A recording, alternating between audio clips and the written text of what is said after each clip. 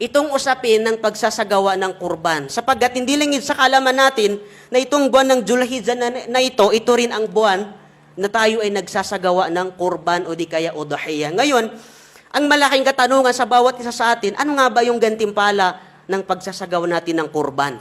Sabi ng Rasulullah sallallahu alaihi wasallam sa kanyang hadis, "Ma'amali adamiyu min amalin yawman nahri ahabba ila Allah min ihraqid dam." Sabi ng Rasulullah, walang gawain ang anak ni Adan sa araw ng kanyang pag-alay o pagkukurban para sa Allah subhanahu wa ta'ala na ito ay kalugod-lugod, pinakamainam, minamahal ng Allah subhanahu wa ta'ala kaysa pagpatak ng dugo.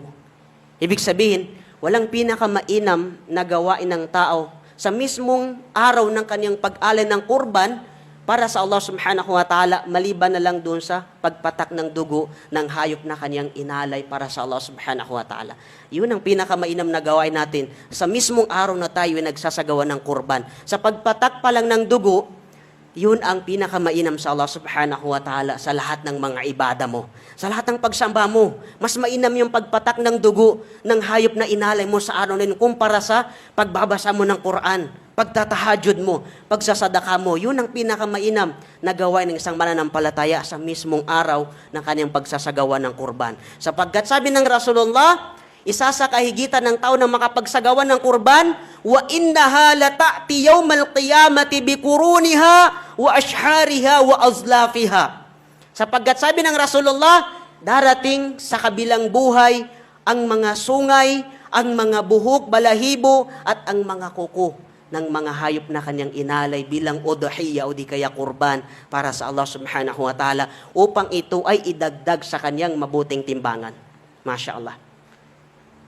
Yung balahibo ng hayop na inaalay natin, kasama ang kaniyang kuko at ang kaniyang sungay, darating yan sa kabilang buhay upang idagdag ng Allah subhanahu wa ta'ala sa timbangan ng mga mabuting ginawa natin dito sa mundo. So, paano pa sabihin ng tao?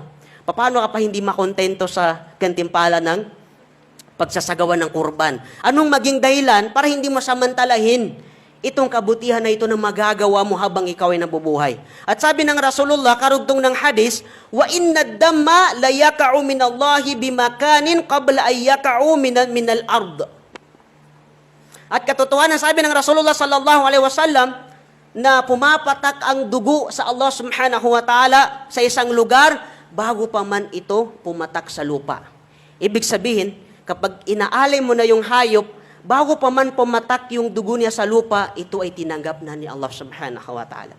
Nakalista na sa kanya na ginawa mo yung isa sa uri ng kanyang pagsamba sa kanya. So di pa man din pumatak yung dugo na yun, nakalista na sa Allah subhanahu wa ta'ala. Tinanggap na ng Allah subhanahu wa ta'ala yung pag-alay mo sa kanya. Kaya sabi ng Rasulullah, fatibu biha nafsan. Maging masiyahan kayo sana, sabi ng Rasulullah sallallahu alaihi wasallam, sa ginagawa niyong pag-alay o pagsasagawa ng kurban o udhiyah sa buwan ng Dzulhijjah.